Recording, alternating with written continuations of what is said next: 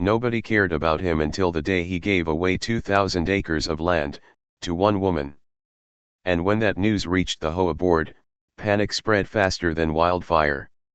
Because suddenly, the quiet man they ignored for years held the power to destroy everything they thought they controlled. The first time people noticed him was when moving trucks rolled past the guarded entrance of Willow Creek Estates. The neighborhood looked perfect from the outside: trimmed hedges, matching mailboxes, and rules so strict even flower colors were debated at monthly meetings. But beyond the polished homes stood something different: land that didn't belong to the HOA. Endless stretches of open earth, old trees, and rolling hills that had existed long before the community was built. That land belonged to Arthur Hale. Arthur was quiet, older, and rarely seen at meetings. He lived in a small farmhouse near the boundary line while everyone else upgraded kitchens and argued about fence heights. The HOA treated him like an inconvenience, someone stubbornly refusing to modernize. Letters came first. Then warnings. Then fines. They said his barn violated aesthetic guidelines. His gravel path was unapproved. His tractors were visible from common areas. Each letter was more aggressive than the last, but Arthur never argued. He just folded the notices, placed them carefully in a drawer, and went back to work. Neighbors whispered that he was difficult, old-fashioned, or maybe just lonely. Nobody bothered to ask why he stayed. What they didn't know was that Arthur's family had owned the land for generations. The estates had been built around him, not the other way around. Developers tried to buy him out years ago, offering amounts that made people gasp. He always refused. The HOA hated that. At meetings, the board president would point to maps and complain that his property ruined future expansion plans. They wanted trails, luxury additions, maybe even a private clubhouse extension. But as long as Arthur held those acres, their plans stayed trapped on paper. Still, they assumed time would solve the problem. Old men moved away. Old men sold. That's what they believed. Until one afternoon when a black SUV pulled into Arthur's driveway. A woman stepped out, confident, calm, carrying folders thick with legal papers. She stayed for hours. Neighbors watched from behind curtains, making guesses they'd later share in group chats. The very next week, a quiet rumor spread. Arthur had signed something. And whatever he signed, changed everything. Because the land wasn't being sold. It wasn't being divided. And it definitely wasn't going to the HOA. Instead, 2,000 acres more land than anyone in the neighborhood imagined were being prepared for transfer to someone no one expected. When the board finally learned her name, silence filled the room. For the first time, they realized they had ignored the wrong man. The HOA board expected a developer. They expected a corporation, a real estate group, maybe even a rival buyer trying to outsmart them.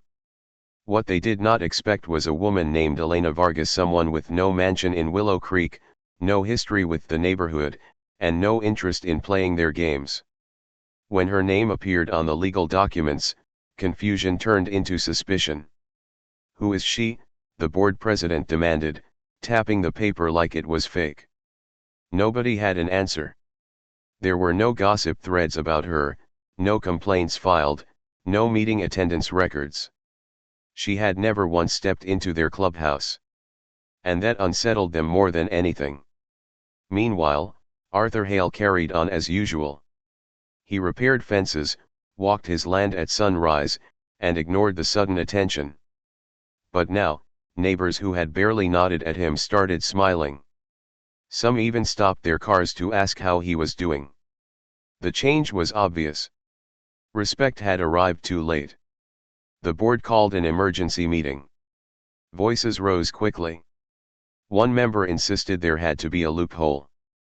Another argued the land transfer should require HOA approval because it affected community plans. The lawyer sitting quietly at the corner finally cleared his throat. "It's private property," he said. "Always has been." The words felt like a slap.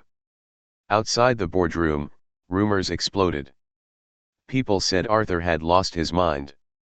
Others whispered Elena must be family, maybe a secret daughter or a caretaker. Some claimed she was a business genius planning to build apartments.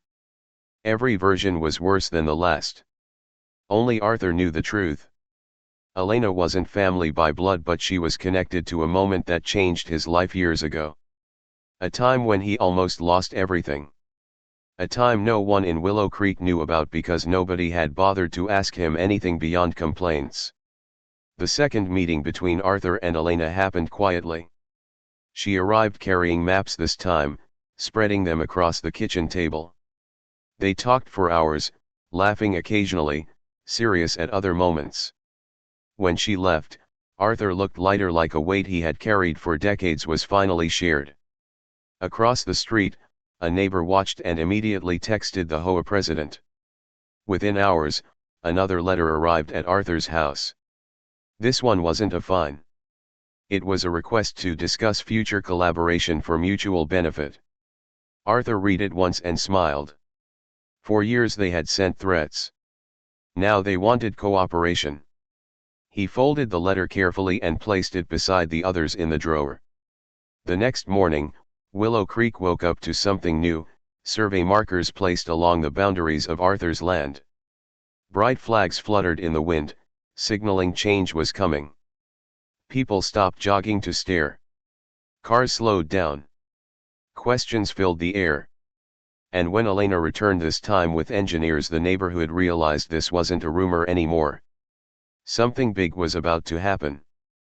And the HOA no longer had any control over it. The HOA thought they knew everything about Willow Creek. They had charts, bylaws, and endless records detailing paint colors and property lines. But there was one history they never bothered to learn: the story of the land before their community even existed. And that story was the reason Arthur Hale never bowed to their pressure.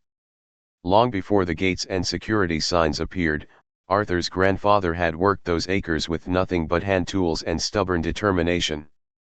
The land fed generations of the Hale family. It survived droughts, floods, and economic crashes. Every hill carried a memory, every tree had a story. When developers arrived decades later, most landowners sold quickly, seeing easy money. Arthur's father refused. He wanted the land to stay whole. Arthur inherited not just property, but a promise. The HOA never understood that. To them, the farm was simply unused space blocking progress. At meetings, they described it as underdeveloped potential.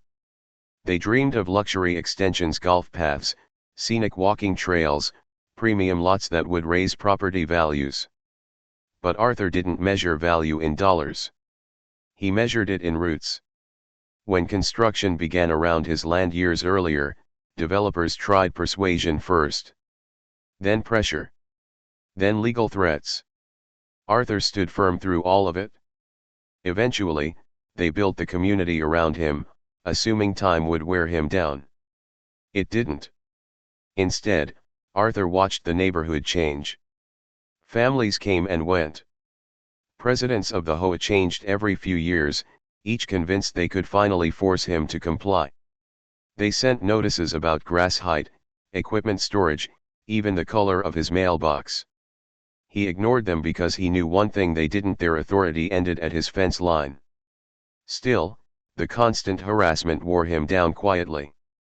Not enough to surrender, but enough to make him withdraw from neighbors who judged without knowing him. That changed 5 years ago. A storm hit harder than expected, flooding parts of the area. Roads disappeared underwater, and several residents got stranded. Emergency crews struggled to navigate the chaos. Arthur opened his land without hesitation, using old farm paths to guide people to safety. One of those people was Elena Vargas. She had been visiting someone nearby when floodwaters trapped her car. Arthur pulled her out, gave her shelter, and helped coordinate rescue efforts. For 3 days, strangers gathered in his farmhouse while the HOA board argued over liability and access permissions. Elena never forgot that. Unlike everyone else, she asked about his story. She listened. Over time, they stayed in touch. She learned how much pressure he faced and how desperately the HOA wanted his acreage. She also knew something the neighborhood didn't. Arthur's health had started declining. He worried about what would happen to the land after he was gone. He didn't want developers carving it into pieces. He didn't want the HOA controlling it. So he made a decision. A decision rooted in trust. Now, as survey flags appeared and engineers walked the fields, the HOA scrambled to understand what they had missed. But the truth was simple. They ignored the man who remembered the past. And now, the future was slipping from their hands. The HOA president called it a friendly discussion. Everyone else knew it was an ambush. Arthur Hale received the invitation on a Friday morning, delivered by certified mail as if it were a legal warning. The letter requested his presence at a special board meeting to clarify recent developments concerning surrounding properties. It sounded polite, but the meaning was clear. They were nervous. For the first time in years, Arthur decided to attend. The clubhouse was packed when he arrived. Board members sat stiffly at the long table, papers stacked like shields in front of them. Homeowners filled the chairs behind, whispering as Arthur walked in. Some nodded awkwardly, others avoided eye contact, unsure which side they were supposed to support. Arthur sat down quietly. The president smiled too widely. "Mr. Hale, thank you for joining us. We just want transparency for the community." Arthur said nothing. A projector flickered on, displaying maps of the area. Red lines traced his property boundaries.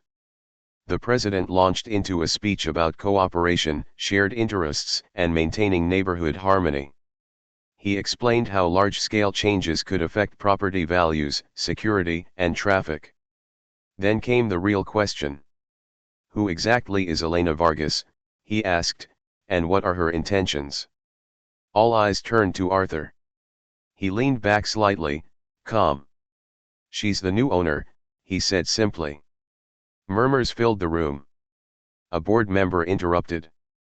"We were under the impression this was a temporary arrangement." "No," Arthur replied. "It's permanent." Another voice rose from the audience. "Are you selling to developers?" Arthur shook his head. "No developers." The board president cleared his throat. "Perhaps we could negotiate an agreement. The HOA is willing to discuss a partnership that benefits everyone." Arthur almost laughed. For years they sent fines. Now they offered partnership. Before he could respond, the doors opened. Elena Vargas walked in. Confident and composed, she carried a folder and offered a polite nod. The room fell silent. The board clearly hadn't expected her to show up. "I thought I should be here," she said calmly, taking a seat beside Arthur. The president tried to regain control. "Ms. Vargas, we're concerned about the direction of this transfer. The community deserves input." Elena opened her folder. "Actually," she said, sliding documents across the table, "the transfer is complete. Recorded with the county yesterday." Shock spread across the board members' faces. "You didn't notify us," one protested. She smiled slightly. "We weren't required to." A homeowner stood up from the back. "What are you going to build?" Elena paused, letting the question hang. "Something the land needs," she said. "Not something the HOA wants." That answer sent whispers buzzing through the room. The president's voice sharpened. "You understand this community has standards." Elena met his gaze without hesitation. "And this land isn't part of your community." For a moment, nobody spoke. Arthur watched quietly, almost amused. For years he faced them alone. Now someone stood beside him who wasn't afraid of their power. The meeting ended in chaos: raised voices, legal threats, and nervous homeowners asking questions nobody could answer. But one thing became crystal clear that night. The HOA had lost control. And whatever Elena planned, it was already moving forward. After the meeting, Willow Creek buzzed with speculation. Every driveway conversation turned into a theory. Some believed Elena planned a massive commercial project. Others feared construction noise, traffic, or falling home values. The HOA board sent emails urging residents to stay calm while quietly searching for any legal way to slow her down. But Elena didn't rush. She walked the land slowly, studying it like someone listening to an old story. Engineers came and went, taking notes but making no announcements. That silence made people even more uneasy. Arthur, meanwhile, seemed more relaxed than anyone had ever seen him. He started greeting neighbors again, sometimes even stopping to talk. A few apologized for the way he'd been treated over the years. He accepted their words politely but never spoke badly about the HOA. He simply said, "People don't understand what they don't see." The board tried a different strategy. They sent representatives to meet Elena privately. She agreed once. The discussion lasted less than 30 minutes. They offered to buy part of the land for community expansion. She declined. They suggested a joint project that would blend with neighborhood expectations. She declined that too. When they asked what she actually intended to do, she gave the same answer again. Something the land needs. That phrase became an obsession in Willow Creek. One morning, heavy equipment arrived, not bulldozers, but cleanup crews. Dead branches were removed. Paths were cleared. Old irrigation systems were repaired. It didn't look like development. It looked like restoration.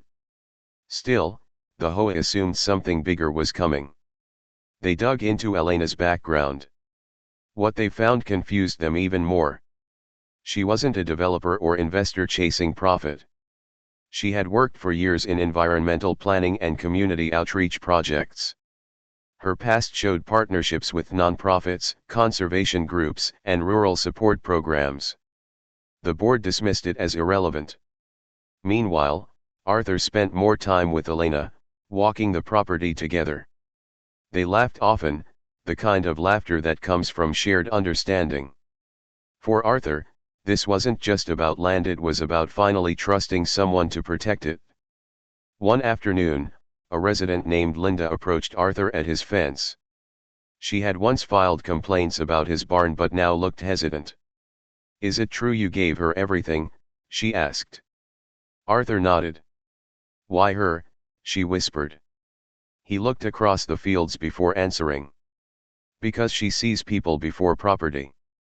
Linda didn't understand at first, but those words spread through the neighborhood quickly. Then came the announcement. Not from the HOA. From Elena. A simple notice posted at the entrance gate and mailed to every resident. She invited the community to a presentation the following weekend, promising to reveal the future of the 2,000 acres. The HOA board was furious they weren't consulted. Residents were curious. Arthur just smiled. As the weekend approached, tension built. Rumors became wilder: wildlife preserves, housing projects, even a private retreat for wealthy clients. Everyone expected something dramatic. Nobody guessed the real plan. Because the truth wasn't about profit, power, or revenge. It was about giving something back in a way that would force the entire neighborhood to rethink everything they believed about Arthur Hale. And when Elena finally spoke, the room would fall silent for a reason no one saw coming. By the time the weekend arrived, the Willow Creek clubhouse was overflowing. Residents who rarely attended meetings showed up early, whispering in small groups. The HOA board sat together at the front, stiff and alert, ready to challenge whatever announcement Elena Vargas planned to make. Some people came out of curiosity, others out of fear. Everyone expected a fight. Arthur Hale arrived quietly and took a seat in the back. When Elena stepped to the front of the room, conversations faded into silence. She carried no dramatic slides, no flashy presentation, just a folder and a calm confidence that unsettled the board. "Thank you for coming," she began. "I know many of you have questions about the land." That was an understatement. She paused, letting the room settle. "Before I explain the future," she said, You need to understand the past. She spoke about the history of the acreage, how the Hale family protected it for generations, how development slowly surrounded it, and how Arthur endured years of pressure to sell. Some residents shifted uncomfortably. Others avoided looking at the HOA table. Then she turned toward Arthur. This land survived because one person refused to let it be reduced to numbers on a map, she said. Arthur lowered his eyes, clearly uncomfortable with the attention. The board president interrupted. We respect Mr. Hale's history, but residents deserve to know what's being built. Elena nodded. You're right. So I'll tell you. She opened her folder and placed several large drawings on an easel. Gasps rippled through the crowd. The plans showed open fields, restored forests, walking paths, community gardens, but no luxury homes, no commercial buildings, and no exclusive developments. I'm creating a public land trust, Elena said. This property will remain protected and open forever.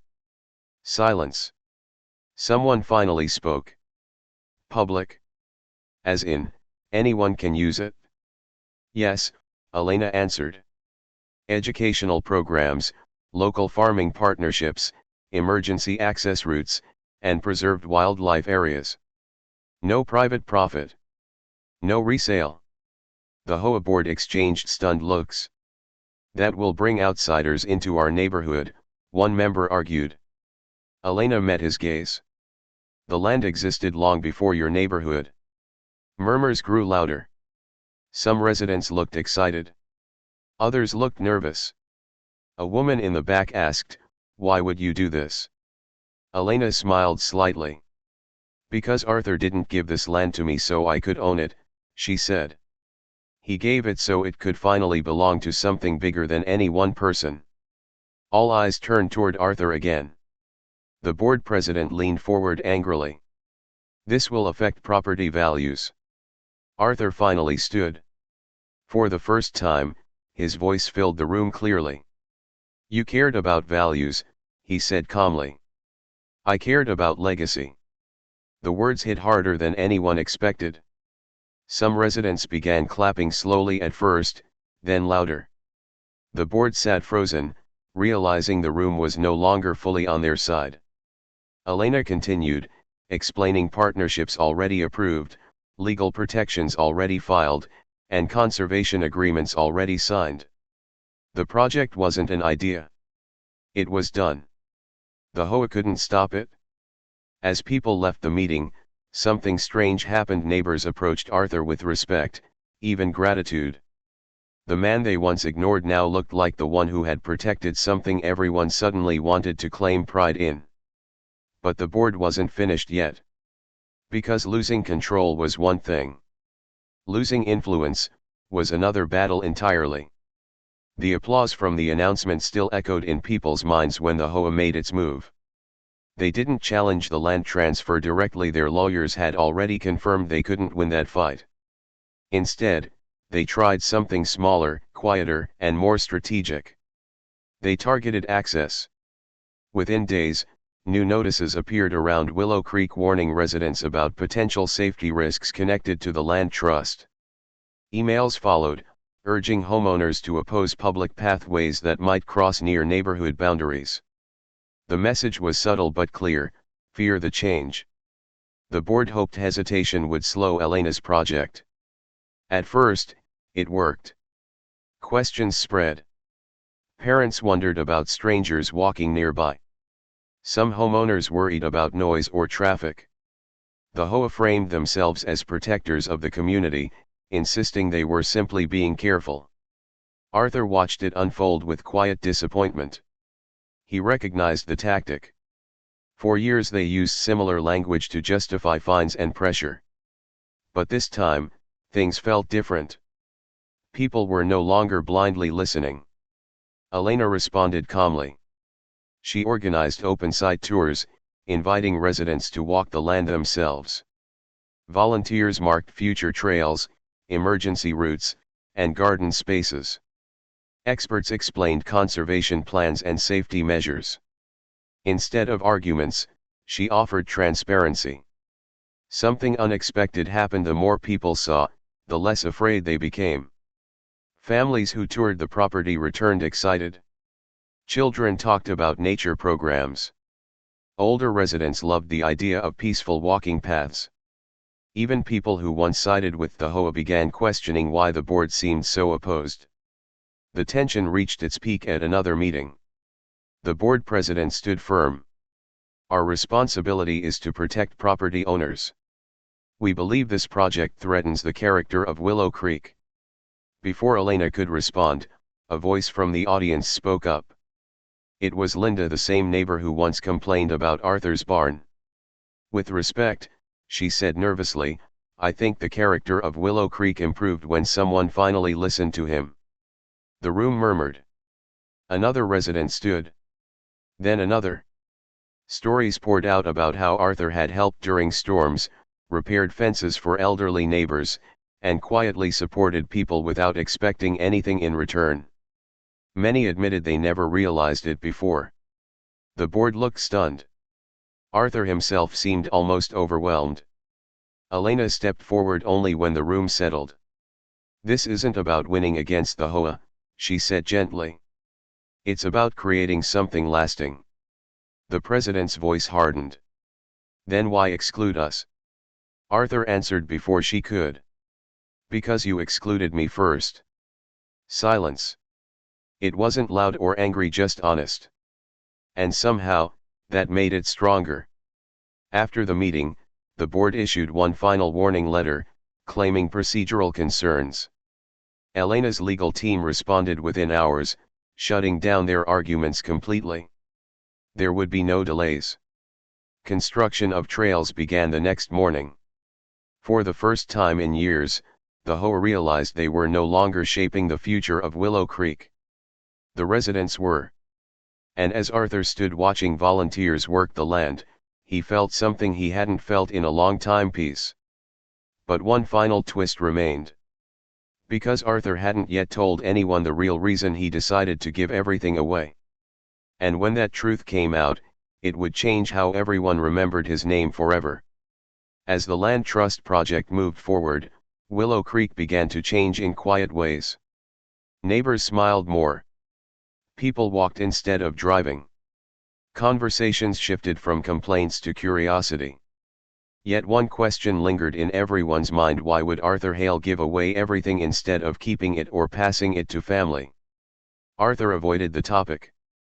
When people thanked him, he simply nodded. When reporters asked for interviews, he declined. Even Elena respected his silence, knowing some stories had their own timing. But rumors never stopped. Some said he had no heirs. Others believed he was sick. A few insisted there must be a secret deal hidden behind the trust. The HOA board, still bitter over losing control, quietly encouraged these theories, hoping doubts might weaken public support. Then, one evening, Arthur asked Elena to meet him at the farmhouse. The sun was setting, casting long shadows across the fields. Inside, the house felt warmer than usual, filled with old photographs spread across the table. Elena noticed pictures of people she had never seen: a woman laughing beside a tractor, children running through tall grass, family gatherings frozen in time. Arthur poured 2 cups of tea and sat down slowly. I think it's time, he said. He explained that years earlier, he had planned to leave the land to distant relatives. But life pulled them away. Some moved overseas, others lost connection. As time passed, the land felt heavier, not because he didn't love it, but because he feared what would happen when he was gone. Then he revealed something he had kept private. He had been diagnosed with a serious heart condition. The room fell quiet. I don't know how much time I have, he said calmly. Maybe years. Maybe less. Elena listened without speaking. He smiled faintly. The HOA thought they'd outlast me. They figured eventually I'd have no choice. But the flood years earlier changed everything. Helping people through that storm reminded him why the land mattered, not just to his family, but to others. Meeting Elena showed him someone who understood that responsibility without wanting to own it. "I didn't give it to one woman," he said softly. "I gave it to the future. She's just the one I trust to protect it." The next week, Arthur surprised everyone by attending a public gathering at the land. Volunteers, residents, and even some former HOA supporters were there. Elena invited him to speak not as a landowner, but as the man who made it possible. He stood slowly, leaning slightly on a cane. "I kept this land because it held my past," he said. "I gave it away so it could hold your future." Many people wiped away tears. Even those who once criticized him felt the weight of his words. When he finished, the crowd stood and applauded not out of obligation, but respect earned over decades. Watching from the edge, several HOA board members looked uneasy. They realized something painful. Arthur had won without ever trying to fight. But the story wasn't finished yet. Because what happened next would make his decision even more powerful and prove that sometimes, the quietest people leave the loudest legacy. Spring arrived slowly over the 2,000 acres, bringing new life to land that had once been at the center of conflict. Walking paths curved gently through wildflowers. Community gardens began to bloom. Families visited on weekends, children laughing where arguments once echoed.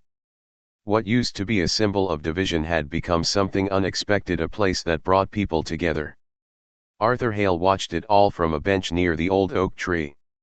He no longer worked the land the way he once did, but he didn't need to. The fields were alive again, cared for by volunteers and local programs that Elena helped organize.